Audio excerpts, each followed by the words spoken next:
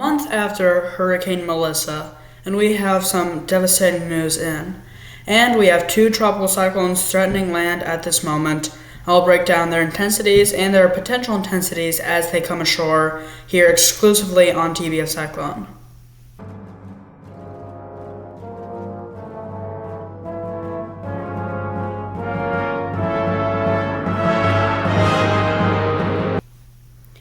Happy Friday, November 28th, 2025. Tropical storm, or a cyclonic storm, Ditwa currently has 40-mile-an-hour sustained winds, and its center of circulation is still over Sri Lanka. However, the center of circulation should move over water pretty soon, within the next few hours, probably like within the next 5 hours. What time is it right now? 11, so I guess that's more like 8 hours. So it's going to be a while before it does move over, but it shouldn't lose any intensity. It should maintain its intensity. And then it really depends on what's going to happen once it moves over water. Right now it's looking like it's actually going to dissipate before having the chance to hit India. However, impacts would not really be much different. Even if it hits as a remnant low, it's still going to bring impacts nonetheless. So it doesn't really matter whether or not it's a fully tropical storm or a remnant low.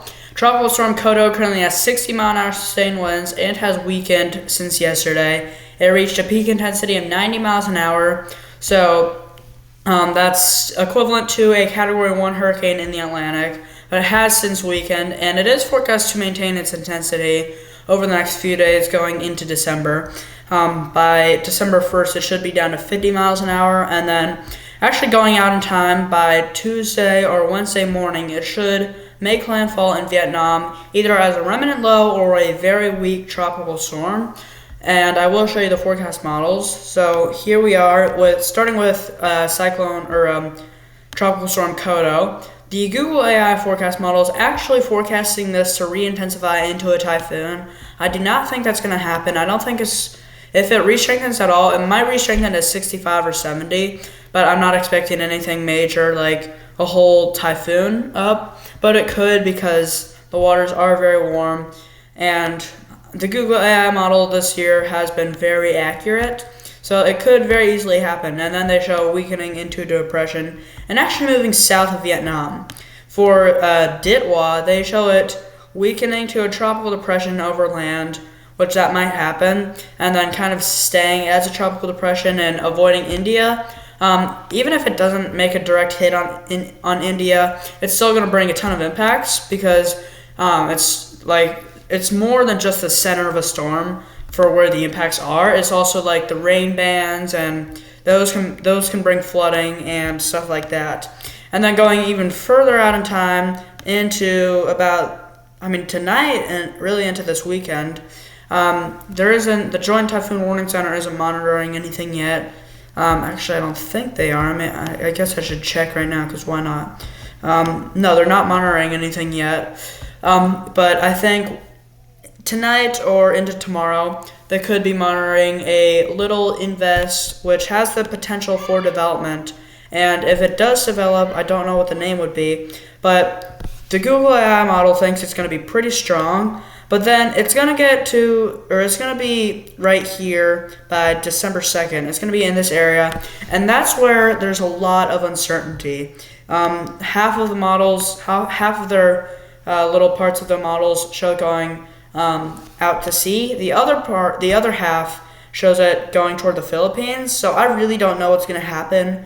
And if I were going to tell you my gut feeling, I'd say it stays out at sea. But I'm not totally sure right now. So if it does go toward the Philippines, it would have weakened pretty considerably, or not considerably, but it would have weakened before hitting, and then it would make its way to Vietnam. So we'll see if that happens. Most of the regular forecast models aren't showing too much.